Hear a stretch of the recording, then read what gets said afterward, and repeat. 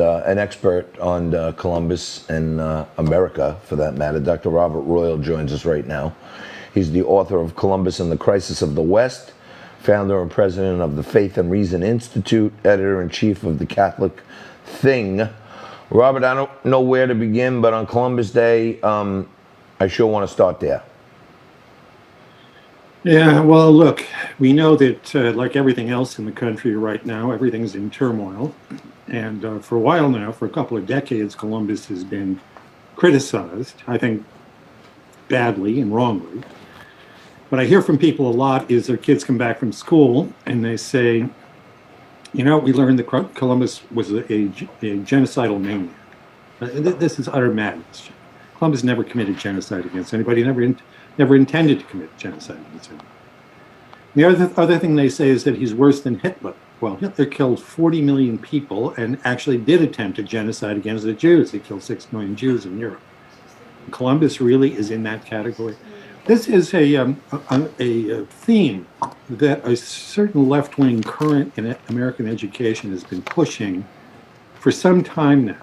No doubt. And I think it's deeply unfair, first of all, to Columbus himself, because we know from other sources that he actually was a kind of easygoing guy in ways, and then he'd get into trouble. And of course, like all of us, when you don't know what you're doing, he reacts harshly. But they've tried to set this up as who he was, and it's simply false. Dr. Royal, I need to ask you this because I've been saying this for a while. I've been saying this here on Liquid Lunch for at least the last year, that the white Anglo-Christian male is under attack because we don't have an organization that says, hey, we're representing the majority, the white Catholics or white Christians, men, we're representing them, because if you say, hey, I'm representing this group of white men who are getting trampled everywhere, then you're a white supremacist. So it's the easiest place for the progressive left to attack, to me, white iconic people, because there's no one to fight for them. Right. Look, I think it's even more radical than that, because as I say in my book, I mean, part of the title of the book is Columbus and the Crisis of the West. And I think that that's not too strong a term, because what are they doing in pulling down these statues? These kids don't know anything about Columbus. They've never been taught anything about him. They just know that he's bad, he's from the past. But in fact, Columbus is now kind of bearing our sins. He's the symbolic guy, the white guy, who first started the European presence in the Americas. And look, I've studied in my book a lot of what the indigenous cultures were like, the interaction he had with the natives, which was not all bad initially. But what's happening here is we're replacing, a lot of places, my county in Virginia is replacing Columbus Day with Indigenous Peoples Day. Yeah. And I have no problem in celebrating other cultures, but you know what? Some indigenous cultures were not so great. Yeah. I don't like the Indigenous Peoples Day, so I'm calling it Washington Football Club Day, if that makes sense. Yeah. No, I'm from Washington. I know what you're saying. Yeah, look, exactly. Why do we have to replace Columbus with Indigenous Peoples Day? If you want to do that, you make an argument for that. But Columbus represents the central European current, our Western civilization, the way that it came to us in the New World. And what people really are doing when they say that they're going to replace him with this Indigenous Peoples Day and in other things that they're doing, is they want to get rid of our primary civilization. Yes. I'm saying, all right, maybe he did a few bad things that were kind of customary norms at that time, but he found the place. You know what I mean? Like, let's at least put some paint on the board on his side to say, none of us would be here if he didn't stumble into the New York harbor. Look, the former Librarian of Congress was down in Cuba meeting with Fidel Castro. And Castro, being the big leftist, was going on and on about how terrible Columbus was.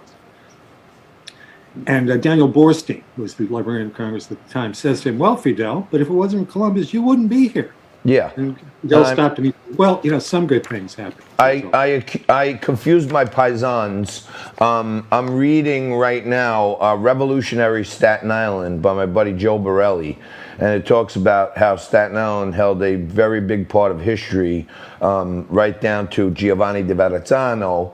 When he got to the mouth of the New York Harbor, he anchored right off Staten Island. So I know Columbus didn't make it all the way up here. I confused my paisans there for a moment. But can you tell me a little bit about, you're the editor-in-chief of The Catholic Thing, and you can find it at thecatholicthing.org. I'm Catholic. What is The Catholic Thing all about in your organization? Well, what we try to do is we talk about religion, politics, culture, all the usual things that the Washington thing.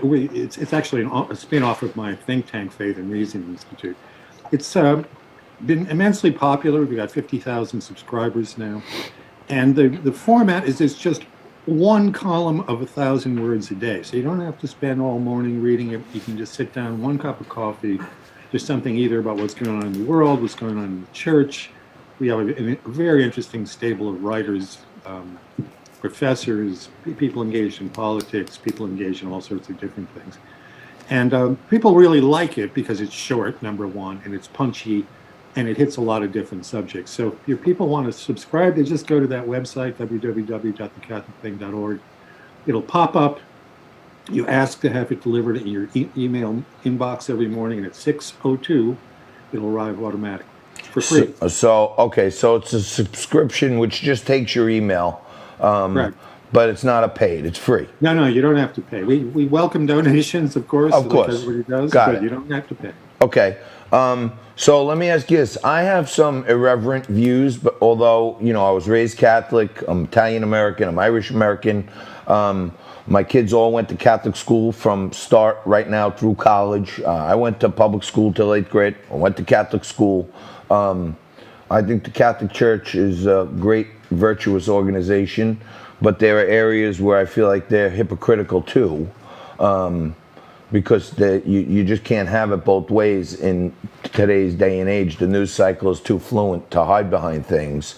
Right. Do you guys ever have like guest commentary? Maybe I think the Catholic mail in particular is viciously under attack. And when I say attack, it's not proactive in-your-face attack. It's a creeping attack in the search for equality for others, the majority, which are white men or white women even, in the Catholic Christian faiths are really losing simple things that I think that they have a right to have. Well, look, I don't want to give you the wrong impression. The Catholic Thing is not a house organ of the church. It's not anything official. We have. I just wrote a column the other day critical of the new encyclical that the Pope put out. Tomorrow there'll be a guy who's actually going to defend it. We have different points of view. So nothing is off the table. We have commentary, critical of the way the American bishops have handled the abuse crisis, or financial corruption in Rome, all that sort of thing. So it's a broad spectrum, and we're not just defending the church. We're there to tell the truth, which I think ultimately does help the church. I think you're right. I'll tell you what, I'm a decent writer. I'm sure I'm not like you. I've written for, many magazines, CFO, Forbes. I've written, contributing pieces. I think I'm conservative and fiscally conservative, but I have some socially liberal views. I say, on Liquid Lunch in particular, we're flying the rainbow flag. We want people to have the freedoms and liberties to do whatever they want to do. But I feel like the church, there's tons of empirical evidence that for, centuries they've hired gay men, but yet they tell all the subscribers to the faith that they can't be gay and be in good standing in the church. So to me, that's a big one that I just can't fully believe in an organization that can look you in the eye and lie to you. Yeah.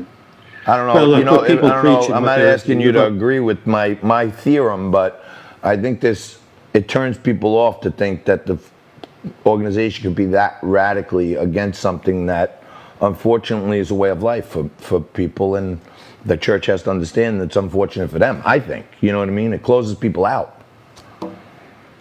Yeah.